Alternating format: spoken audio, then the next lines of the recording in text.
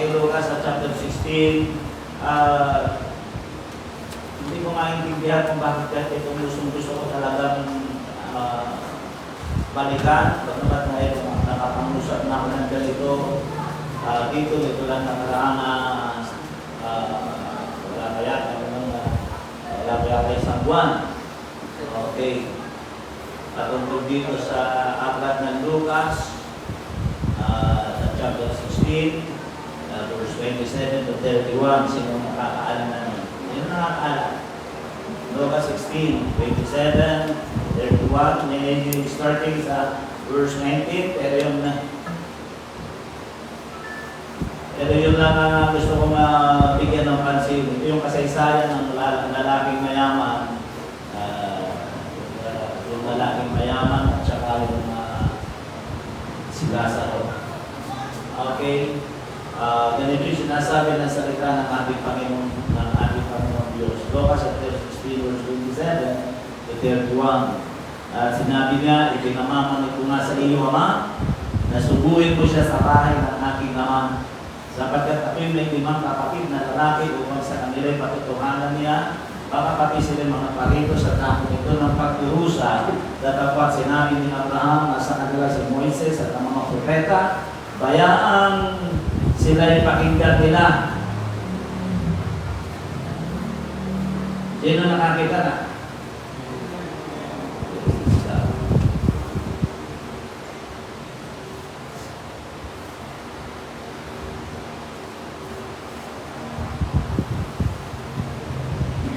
Verse 30, at sinabi niya, hindi ang Abraham, datapwat kung ang isang mula sa mga patay ay makakaroon sa kanila, sila'y mga nagsisisi. At sinabi niya sa kanya, kung di nila pinakikinggan si Moises at ang mga propeta, ay di rin manahikayong sila kahit ang isa'y magbangon sa mga patay. Okay, tuloy ng pagkabasa ng salita ng ating Panginoong Diyos. Nais ko muna tayo ng manalangin. Datila tapat na Diyos, maraming mong salamat sa biyaya na pinagkakaloob mo sa amin. Pagpalain mo po, Panginoon, ang iyong salita. Bless mo po, Panginoon, ang salita mo ito. Samahan mo kami ng iyong banal na Espiritu. Maraming salamat, Panginoon, sa iyong kabutihan sa pangalan ni Jesus. Amen. So, pinaksahan ko lang ito sa isang simple. Kaya ito paksahin ng impyerno ay pwedeng iwasan, pero hindi pwedeng labasan. Ano ito sa totoo lang, hanggang ngayon, may mga tao na nagpupumili at gumagawa sila ng paraan. Dito pa lamang, ginagawa na nila ng paraan na lagyan ng isip ang impyerno. Ano sa totoo lang, walang isip ng impyerno. Kahit ano sa pasahin mo sa Bible, wala kang makikita ng isip yan. Kaya ngayon na naisipan ko ipaksahin ito, pwede mong iwasan, pero hindi mo pwede labasan. At kung pag-uusapan natin kung paano mo lalabasan, dito mo pwede labasan. Dito sa ibabaw ng lupa. Ibig sabihin, kaya sinabi ko, hindi mo po pwede labasan, pag naroon ka na, hindi ka po pwede lumabas ka doon. Walang graduation doon. Kaya nga yung nasabi ko, napakaraming reliyon ang nagpupumili na gawaan ng igset. Ang impyerno. Sino na yun? Sino ang una? Katolik. Ipilit nilang lahat yung na-igset yan. Ang labasan. Yun ang totoo na. Saan ang paraan? Gumagawa sila ng purgatory. Para saan? Yung purgatory, wala sa Bible yun. Kahit ano sabihin mo, kahit balik-balik ka mo ang Biblia, wala sa Bible yan. Hindi mo lang makikita sa Biblia yung salitang purgatory. Natatawa na lang ako sa kanila. Kasi lahat na lang ng bagay nilulusutan nila. Kasi hindi naman nila pwede talagang bawiin na yun. Kasi milyon. Hindi lang milyon, bilyon ang sumusunod sa kanila. Sa kanilang paniniwala. Kaya pag sinabi mo, may isa ka mang baguhin doon, komplikado na yun. Isang araw lang nilang baguhin mo, ang baguhin mo, komplikado na sa kanila yun. Dahil ang tanong doon, kay paano yung mga ninuno namin, mga magulang namin, na yan ay pinaniwalaan.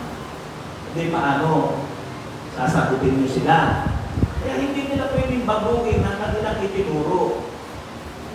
Yung mga pagbabaloktot nila sa katulungan, tulad na lang ako na nga, tulad, marami. Tulad nila sa Repulto, Diyos-Diyosa. Ano sinasabi nila? Isa lang yan, isang larawan lang yan, imahe, alaala lang halimbawa nila sa isang mga kamag-anak na yumao.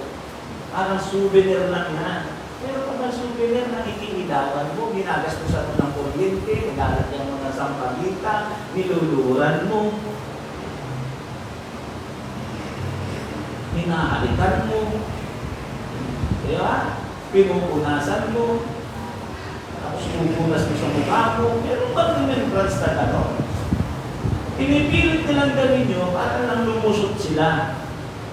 Yun ang ibig sabihin talaga, yun ang totoong malaking katotohanan nun. At ngayon nga, isang ginagawa nila ng paraan ay impyerno. At ang ginagawa nila doon, ang isang exit na ginagawa nila dyan ay yung purgatory. Yan ang ginagawa nila. Anong purpose ng purgatory? Binibigyan ng pagkakataon na isang taong namatay ay magkaroon ng pagkakataong malilita. Sa paanong paraan? Sa pamamagitan ng mga mahal niya sa buhay na mananalangin dito. Magkakanopena, magkakanopin kung ano ng mga hukos-hukos sa Catholic, di ba? Kaya nga, tanong doon, paano yung namatay na walang kamag-anak? Susunod na lang siya, sino mananalangin para sa kanya. Ang dami komplikasyon doon, ang daming saluran doon. Lalabas doon na ang Diyos ay nasusuhulan. Di ba? Kaya magpapapayag ka na, magpapamisa ka, ay pwede na umangat ang nilalagyan ng tao. Di ba? So, nilalagyan na naman yung set, pero ang totoo talaga, wala nang pagkakataon. Dahil ang sabi doon, mayroong pagitan, kung babasahin ninyo yan, mayroong pagitan na baging. At ang sabi doon, yung natiyan sa Abraham Bosom ay hindi po pwede lumipat dito sa lugar ng mayaman, lugar ng paghihirap. At kung nando sa lugar ng paghihirap, hindi po pwede lumipat papunta roon. Kay Lazaro na pinalalagyan. So sa madaling salita, tinapos ang kasaysayan na sinabi, hindi po pwede. Pero sila, tulad na sinabi ko, nilalagyan ng isip. Gumagawa sila ng paraan. Sa pamamagitan ng punabato, patitirik ng kandila. Anong purpose ng patitirik ng kandila sa labas ng bahay? Sino na gumagawa pa sa inyo nun? Anong purpose nun? Na naging dahilan ng pagkasunog ng isang block ng sa San Isidro. Dahil nila ng bata yung iniwan kandila doon sa labas. Kaya naging dahilan ng sunog. Hindi lang nila inano yun. Anong purpose nun? Isa pa rin yun sa isip na ginagawa nila. Pilit nilang nilalagyan ng lapasan. Ng lalapasan. Pilit nila silang gumagawa ng padrino. Wala nang ginagawa nila. Gumagawa sila ng padrino na kung ano, pero ang totoo nung walang isip. Kahit man dito sa binasa natin, di ba? Ulitin ko, pasahin pa rin natin. Ang sabi dito, at sinabi niya, kung may gumagawa na except dito, may gumagawa rin doon sa kabilang buhay. At sinabi niya, pinamamalit ko nga sa iyo, na sutulitin mo siya sa bahay ng aking ama, sapagkat ako'y may 5 kapatid na lalaki, upang sa kanila patutuhanan niya, baka pati sila mga palito sa dahong ito ng pagdudusa. Dapat sinabi ni Abraham, nasa kanila si Moises at ang mga propeta, kaya ang sila'y pakinggan nila. Sinabi niya, hindi ang Abraham. Nagpupugilit siyang gumawa ng ano eh. Hindi ang Abraham, dapat kung isang mula sa mga patay o makakaroon sa kanila, sila'y mga nagsisisi. At sinabi niya sa kanya kung hindi nila pinakikinggan si Moises at ang mga propeta, hindi rin mananahikayat sila kahit ang isa ay magbangon sa patay. Tapos, yun na sabi ko. Kaya una nakita ko rito, naintindihan ko o nasumpuhan ko rito, kaya katulad na nasabi ko sa inyo, hindi akong gumagawa ng ibang mensahe, pero parati yung isip ko laging bumabalik dito sa akin. Siguro nakapunga siguro ay pakusap ko dito. Kung nais kong bigyan natin dito ng pansin, ang lugar na pwede kang makiusap. Ano nyo kung ano yung lugar na pwede kang makiusap? Dito yun. Sa kabilang buhay, wala nang i-accept. Walang pakiusapan doon. Hindi inuuna ng pakiusap doon. Walang dinidinig na akila doon. Walang motion for dismiss na pwedeng mangyari doon. Dito lang yan sa lupa. Kung sa isang bilanggo, ay may mga alam na kaparaanan ang mga lawyer para makawalan visa ang isang bilanggo. Pero sila mga tinatawag na mga motion. Pero dito lang yun. Sa kabilang buhay, hindi ko pwede yung gano'n. Kung pwede man tayo makiusap, dapat ngayon ka na makiusap. Dito. Ano kung ano yung ibig sabihin? Kasi meron kasi nagsasabi, ang Diyos daw ay pag-ibig. Kaya madaling pagkulang, siguro pakiusapan. Ang Diyos ay pag-ibig. Yan ang isang exam na ginagawa ng mga saksi ni Jehovah. Bakit man nang sabihin ng pangalan saksi ni Jehovah? Kasi sana yung mga katuruan nila eh. Kaya ngayon ang dalatala nila na, kaya pagbabanggitin mo sila, mapabanggit talaga yung pangalan ng Diyos. Ang exit ang ginawa nila, hindi sila naniniwala na mayroong impyerno. Bakit? Yan ang tanong doon. Bakit hindi sila naniniwala? Takot sila. Dahil ang Diyos daw ay pag-ibig. Hindi daw makagawa ng Diyos na parusahan ang tao. Dahil ang tao ay nilikha niya. Sobra ang pagmamahal daw ng Diyos sa tao.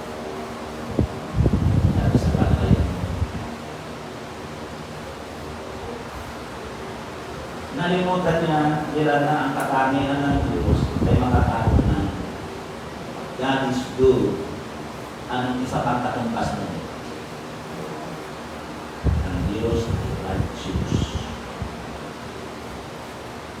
Sabi ka in English ay severity. Yung ibig sabihin ng severity ay maluwid o makatarungan. Siya yung kumaatulong. Yun ang hindi nila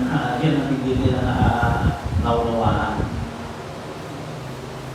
Sa Bible, kung ating bibigyan ng pansin, merong dalawang makikita natin na larawan na hinahatulan. Una, itong ang lalaki mayaman. Hinatulan siya ng kamanangan. Mamatay siya, andun na siya sa impyerno. Sa totoo lang, hindi pa impyerno yun. Kasi yung impyerno na tinutukoy, yun yung lawang apoy. Ito yung lugar ng mga patay. Lahat ng mga patay na dyan, habis pa lang yan. At nahahati nga yan sa dalawa. Isang Abraham Boson at isang lugar ng pagdurusa. Hadis ang tawag yan. Sa Hebreo ay Zion. Sa Greek ay Hadis. Yun ang So, yun yung kinalalagyan. Pansinin natin, sino yung pangalawa na tinutukoy ko na nakatulan ng paghihirap, ng pagdurusa? Alam mo sino? At hindi nyo mabuhay. Yung lalaki nakakot kasama ni Jesus sa ibabaw ng krus. Hatol yun eh. Pinahirapan siya. Kung ano yung itsura ni Jesus, yun din ang itsura niya. Mas ano lang talaga yung kay Jesus, mas maluma. Kasi ang dami nagsasabi, hindi na makilala ang mukha ng Panginoon. Kasi ang nagparusa kasi doon sa magnanakaw na yun, sa tulisan na yun, yung mga Roman soldier. Sabi ng Panginoon, yes, Roman soldier, kaya lang, possessed ng evil spirit. Kaya grabe ang panggigigil ng mga Roman soldier. Samantalang yung tulisan na yun, hindi ganun ka panggigigil ang ginawa nila. Pero pinahirapan siya. Nagdusa siya, pinako siya sa ibabaw ng krus. Atol yun eh. Atol yun, dahil mamamatay din siya doon eh. Hindi po pwedeng bababa siya doon nung buhay siya. Patay talaga siya doon. Dahil pagkatapos niya makita siya nakalalay ano siya, pipilipitin yung babalikin ng mga buto nila. Dinumumog yun. Ang katawan lang ng Panginoon ang hindi nila inumog dahil nga yun ang sabi ng mga propeta na ang buto niya hindi masasalin. Pero makita nilang patay na, binabanan nila. Kasi kahula yun eh. Kaya nakita mo, yung lalaki doon sa tayo, nag-iusap. Di ba? Ano sabi niya? Jesus, alalahanin mo ako pagdating mo sa iyong kaharian. Di ba pinagbigyan? Yung lalaking ito na mayaman, nakikiusap din siya. Hindi siya pinagbigyan. So ano ibig ko makita ninyo? Ang pakiusap sa Diyos, ang pagsamo sa Diyos, dito ang dating buhay. Yung last 2 minutes pa siya, nandun pa yung buhay niya eh. Kaya nang makiusap siya, pinagbigyan siya ng Panginoon. Yun ang ibig ko sabihin, dito merong mindset. Pero doon wala. Kaya na ang buhay natin ay puno-puno ng pagkakataon. Kaya na dapat natin maunawaan. Di ba? Kaya lang, paano nangyari yun? Paano sa pinagbigyan? Kasi ngayon, nakita niya kung ano si Jesus. Ang tawag doon, pananampalataya. Kaya sinabi nga Jesus, alalahanin mo ako pagdating mo sa iyo, kaharian. Eh, hindi mo siya hari mo. Palabas na yung biguan na, tutok ang katawan niya. Sugatan siya eh. Pero sinabi ng lalaki, Jesus, alalahanin mo ako pagdating mo sa iyong kaharian. Marinig ko yung sinasabi, anong ibig sabihin mo? Naniwala ang tulisan na yun, mayroong life after death. Ay ibig sabihin, naniwala siya na hindi doon matatapos ang buhay nila. Mayroong pangalawang dimension na pupuntahan ng tao. At doon, ang hari doon ay si Jesus. Kaya nasabi niya yun. Kaya naniniwala siya na mayroong life after death. After death. Yun ang dapat naman. Ang kaiba nun, itong lalaki ito, nung makiusap siya, kita na niya.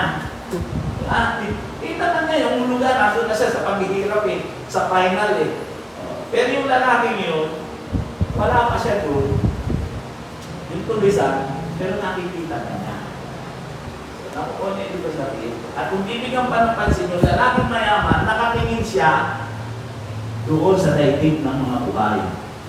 Kaya sabi nga, meron pa ako lumang kapatid para mapunta sila dito. Nakatingin siya doon sa daigdig ng mga buhay. Samantalang yung tumisa, nakatingin naman siya ay doon sa spiritual na hinaharap niya.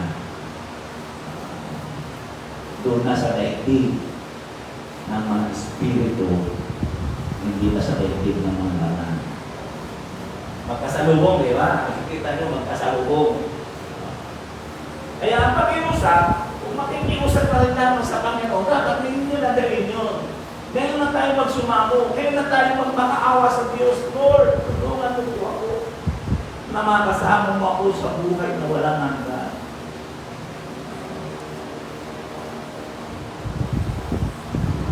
Isa pang dapat natin maunawaan, ang lugar na pwede kang makinig. Dito yan. Gusto kong balikan natin yung ating binasa. Sabi na already natin. Sa verse 29, datapot sinabi ni Abraham, dahil nakikiusapan na siya, na si Lazaro ay pabalikin. Muling buhayin. Muling ibalik doon sa nakalibing ng katawan. Eh kung tulog na yun, bubuhayin pa rin. At para magpakita doon sa kanyang 5 kapatid, yun ang sabi rito. Dapat sinabi niya Abraham na sa kanila si Moises at ang mga propeta, kaya sila'y pakinggan nila. At sinabi niya, hindi ang mga Abraham dadapwat kung ang isang mula sa mga patay ay makaparungo sa kanila sila'y mga sisisi. Sinabi niya sa kanya, kung hindi nila pakikinggan si Moises at ang mga propeta, hindi manghihikayat sila kahit ang isa ibang pangin sa mga patay. Ano nakita niyo? Ano nakikita niyo? Kung binabasa nyo ito, ang nakita ko, nakita sa akin ng Panginoon yan, ang himala, hindi makapagbiligtas. Yan ang gusto niya himala. Ang hinihingi niya para doon sa 5 ng kapatid, maghimala ng isang pangkay ay muling mabuhay. That's a miracle. Di ba? Hindi natutulong. Himala yun. Pero ano ibig sabihin mo? Hindi sumang-ayon si Abraham, ano sabi ron? Hindi pwedeng maligtas, hindi pwedeng mabago ang buhay ng tao kung ang basihan lamang ay himala.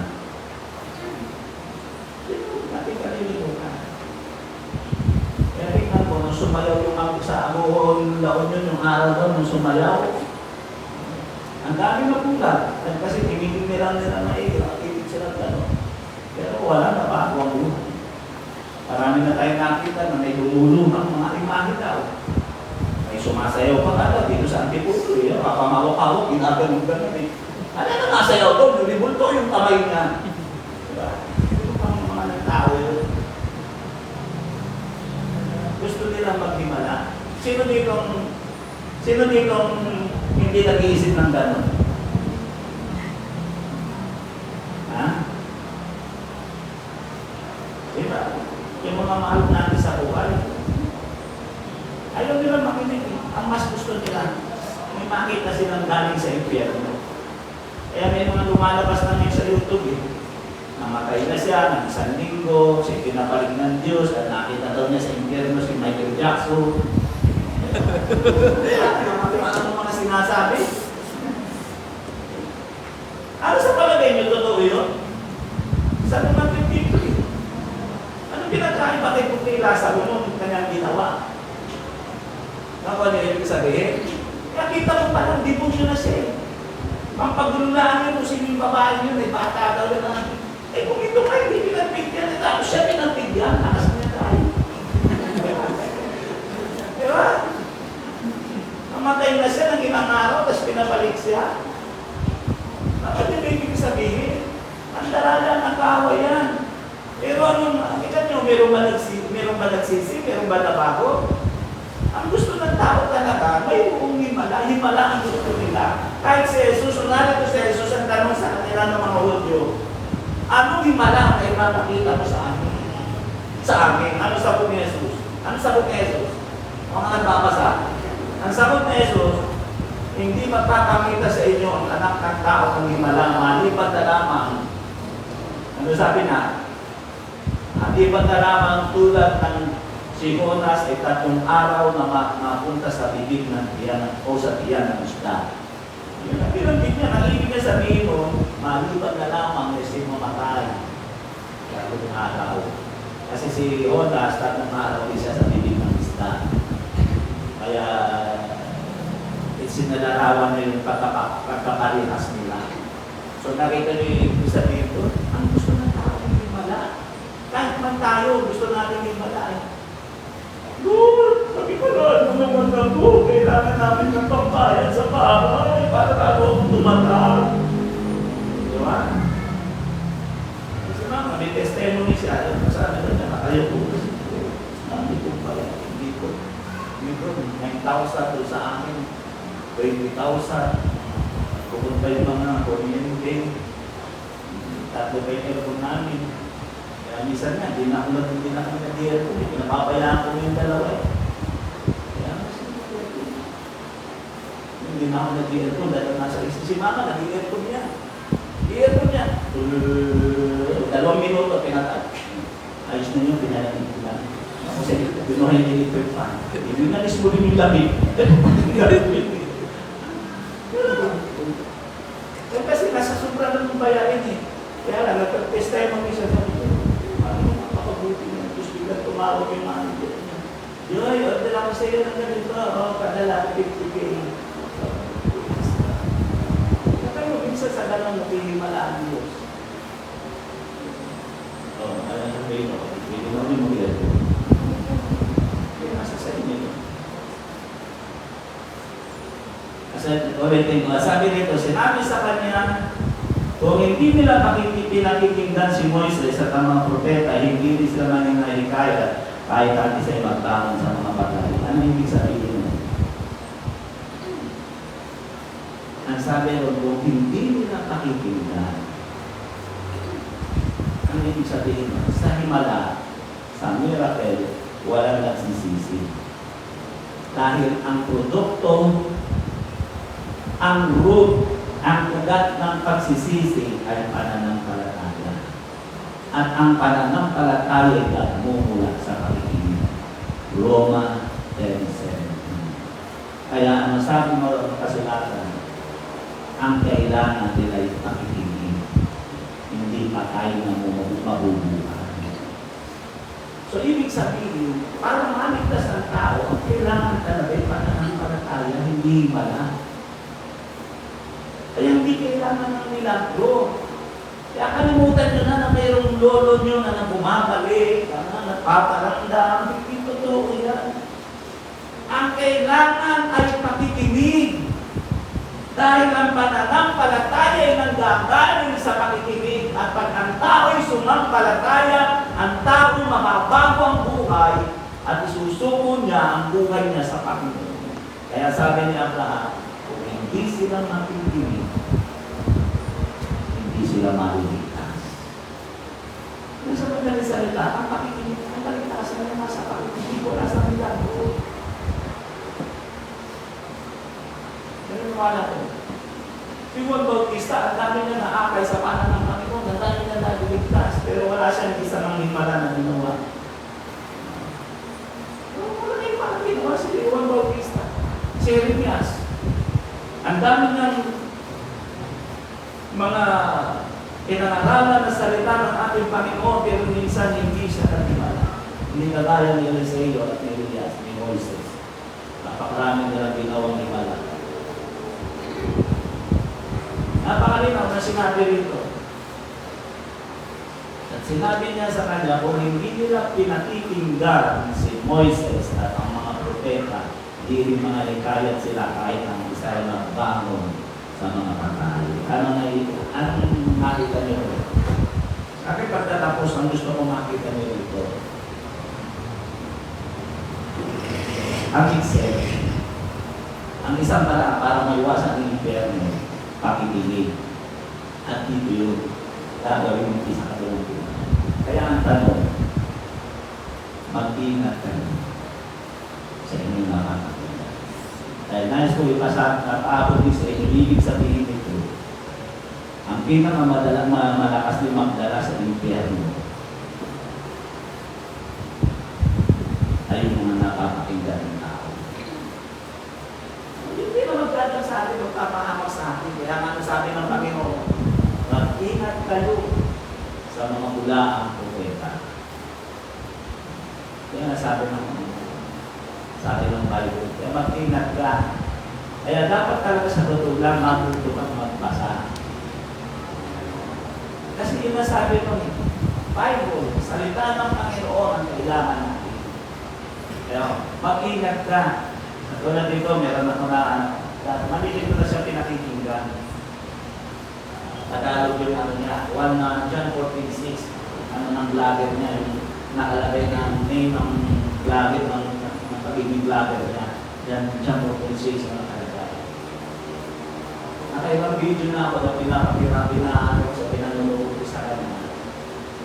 Nahuli ko yung kanya, puro siya sa salitang eterna.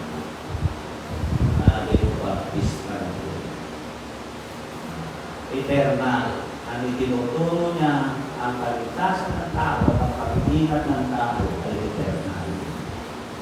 Ang pag-iingat ng Diyos sa tao. Wala daw hanggan. Basta pagka ng salita, delikado yan.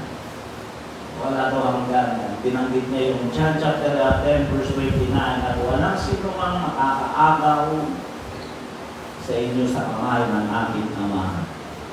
Sino yung nakakasa? Yan ang sabi doon. Kaya sabi niya, walang sino mang makakagaan. Ibig sabihin, eternal na. Ibig sabihin, eternal security. Diba? Binanggit niya talaga. Meron tayong eternal security. Ang totoo nun, kasi kulang yung kanya na, hindi ka talaga tinako, pero wala na ako ng gana sa kanya. Ang kulang sa kanya kasi hindi niya nililinaw. Ang eternal security sa Diyos hindi nawawala. Talagang hindi nawawala. Eternal yan. Ang malimit kong binabanggit, ang tao ang nawawala. Hindi ka talaga maaabot sa kamay ng Panginoon. Dahil yung pag-iingat ng Panginoon, ang Diyos hindi nababago eh. Kung ano siya noon, hanggang sa tao na humihan sa dali ng daigdig, ganun pa rin siya. Kung paano siya umibig noon, ganun pa rin siya iibig sa atin hanggang sa tao humihan ng mundo.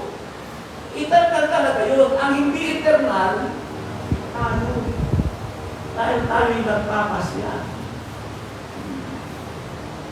Alam mo tumalikod ka. Hindi na yung nabasa yung sinabi sa aklat na Hebreyo, sa chapter 10. Hindi ko naman ano kung 35 o ano, kayo na lang magpasa. Ang sabi doon ay, kakinakilabot ang mahulog sa kamay ng Diyos. Hindi na siguro nabasa yun. Kaya yung nasabi ko, pag-iingat kayo sa pakikinig. Dahil yung nasabi rito, ang salita ng Diyos, ang pakikinig at mapiligtas sa atin, pero yan din ang posible ng pahama. Ulang nga ng mga sambahan ng malalaki, ang Iglesia, Catholic, saksi. Kaya mo, walang kaluluwa. Hindi wala na impyerno, kaya walang kaluluwa. Sino susunugin sa impyerno? Sino mahago na sa impyerno kung walang kaluluwa? Diba? Ako ano yung ibig ko sabihin? Kaya pag-iingat. Kaya dapat natin maunawaan yung mga bagay nito. Pagkatapos kumapanood yun, biglang nakita ko yung nung kay Sobiano, may nagtatanong kay Sobiano. Ang nagustuhan ko yung tanong, sabi niya,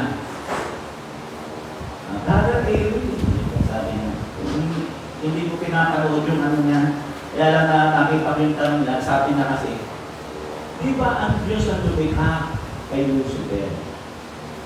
Bata yung magtatanong eh. Dalagita, nilikha siya ng Diyos na mabuti at hindi masama.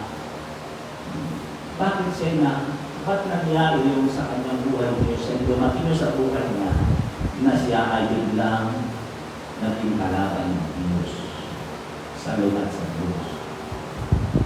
Ilan ko na, in-scroll ko na, hindi ko na tinasabi ko, yun. Ang sabi ko, doon sa vlogger na yun, John 14:6. Yung nasagot mo, eternal ang pagkakagawa ng Diyos kay Lucifer.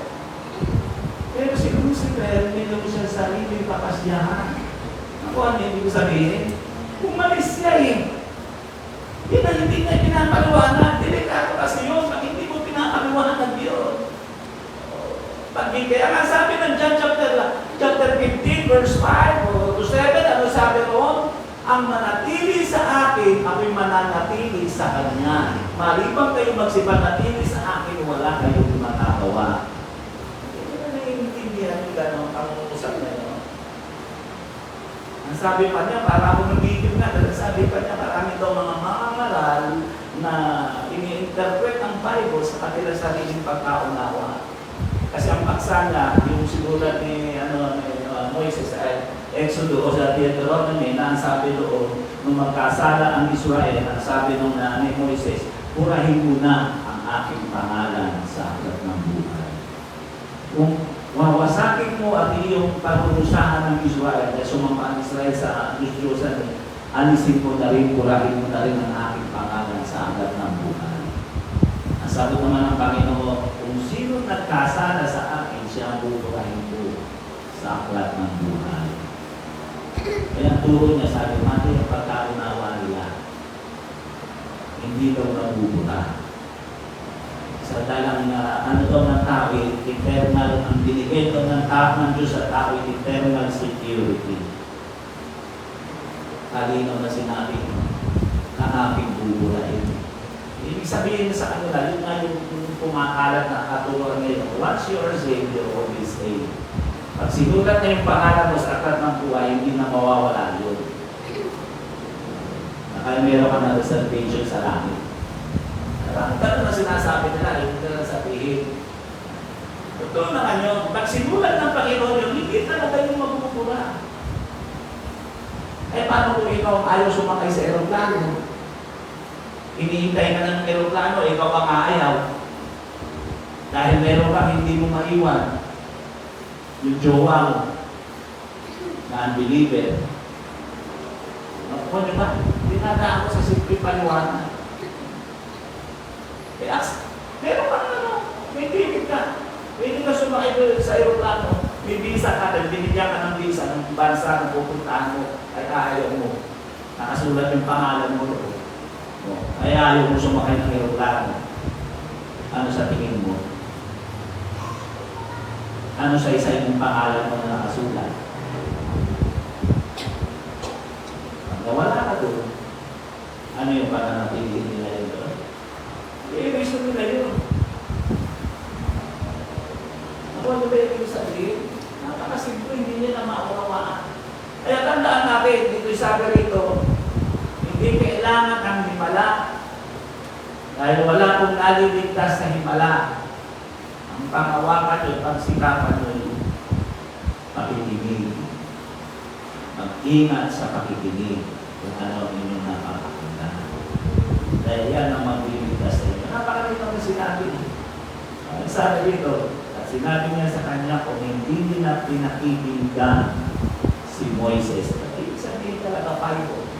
Bible ang kaligtasan ng tao. Doon tayo maliligtas at doon natin malalaman ang karunungan natin. Iyawan natin ang ating mga ulo ng usap kapatid sa simple tayak na pangungusap. Ang impyerno ay pwedeng iwasan, pero hindi pwedeng labasan. Pag pumasok ka na dyan,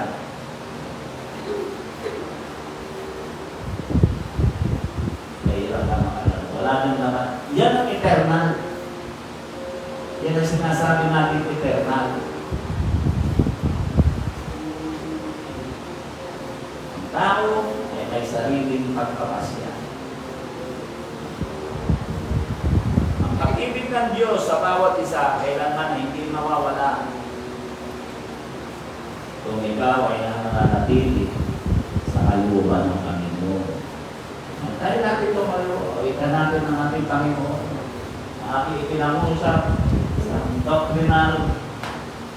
Ingatan po ninyo, pagkakataon ninyo para nakasama ninyo ang ating Panginoon natin, ang ating Panginoon nasa sa atin ang kapasyahan. Tandaan natin. Parang nakikita ko kasi sa ganun mga uturo ng ganun. Parang tingin ko tamat yun. Yung may kaligtasan mo, iaasa mo sa Panginoon na ikaw kung anong gagawin mo, kahit tulog ka lang. Di ba? Ganun eh. Basta pahala ang Panginoon, ligtas ako. Tapos ikaw, hindi ka nananalangin, hindi ka humaayo, hindi ka nagbabasa, hindi ka dumadalo. Ang Diyos ba mag-iingat ng kaligtasan natin? Wala ka tayong bahagi ron. Ako kung hindi ko sabihin. Hindi ba tayo magbibigay ng effort para yung kaya nga sabi ng Panginoon at sumampalataya si Abraham at tinuri siyang matuwid ng ating Panginoon. Kaya ano sabi ng Bible? Ang pananampalatayang walang kalakip na tawa patay. Kaya sabi ko sa Santiago. Kaya matalino tayo ang mag-iingat ng pananampalataya natin. Huwag natin i-assist natin iasa sa Diyos. Huwag natin iasa sa Diyos. Yes, andun ang pag-iingat ng Panginoon, pero ingatan mo yung sarili. Walang pinagkaiba yun na sinabi ng Panginoon sa 1 Corinthians 3:16. Ang inyong templo, ang inyong katawan ay aking templo. Ang hindi mag-ingat ng kanilang katawan ay sisirahin. Hindi mo yun eh. Sabi na, kung hindi mo iniingatan ang iyong katawan, ibabagsak kita. Kaya nga yun, kaya natin lumalayo sa tissue, lumalayo tayo sa lahat ng katawan natin. Ay templo ng Diyos. Yung katawan natin ay handog natin sa Panginoon. Romans chapter 12 verse 1 hanggang 2. Yung katawan natin, handog natin dito sa Panginoon bilang pagsangka natin. Isa lang ang alam ko. Ang isang taong malinis ang puso, malinis ang anak, malinis ang pananampalataya. isang tao, paluktot ng turo, mayroon niyang tawag dito, mayroon niyang pinoprotektahan sa buhay niya. Yun ang totoo niya. Yun lang nakikita ko. Ang mga taong baluktot ng turo, mayroon siyang pinoprotektahan sa buhay niya. Meron silang mga bagay na hindi nila maiwan. Kaya binibigyan nila ng katwiran. Oras na ito, makasakali ako na mayroon hindi pa nakakakilala sa Panginoon. Okay, sa online, hindi mo ba nakikilala ang ating Panginoon? Medyo may pagka-teaching ang aking ginawang sermon ngayon. Napakasakali ako na hindi ka pa nakakakilala sa Panginoon. At kung ikaw yan, isang bagay na kailangan mo tanggapin mo si Jesus bilang Panginoon at tagapagligtas ng iyong buhay. Kaya, mamuunahan kita ng isang panalangin ng pagtanggap sa ating Panginoong Jesus. Ulitin mo mga katagang ito, Panginoong Jesus, sumasampalataya po ako at inaamin ko ang lahat ng aking mga pagkukulang. At ang dalangin ko, patawarin mo po ako sa lahat ng aking mga pagkakasala. Kaya sa oras niyo po, Panginoon, nagpasya ako na tanggapin ka bilang aking Panginoon at kapagligtas ng aking buhay. Kaya binubuksan ko ang puso ko, pinahagayan kitang pumasok ang alis sa buhay ko dahilan Diyos.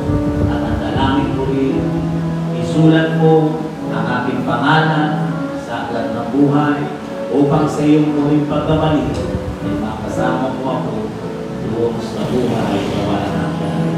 Maraming salamat, Panginoon, sa pagpapatawad. Tulungan mo po ako na malayang makasunod sa iyong kalooban. Maraming salamat, Panginoon, sa pangalan ni Jesus. Amen. Praise God. Hindi tayo bumanat ng lugar na ating mga papandalanginan. At sa bawat isa mo kasanagtan, hindi tayo magipag-usap sa ating Panginoong Jesus. Praise the name of Jesus. Hallelujah. Thank you, Jesus. Thank you, Lord of God. Magpustak ka, Panginoon, sa iyong mga anak. God, bless mo po, Panginoon, ang bawat isa sa amin na tilang Diyos. God, hallelujah. Lord, purihin mo sambay ng iyong kanal na pangaral na tilang Diyos. Tingatan mo po, Panginoon, ang gusto ng iyong mga anak. Huwag silang malaya, Panginoon, ng mga anak na tilang Diyos. Lord, mag-usap ka. Gusto siya ng karunungan. Kaalaman na nagpunta sa iyo ng bilang Diyos. Yes, Lord, God, bless you.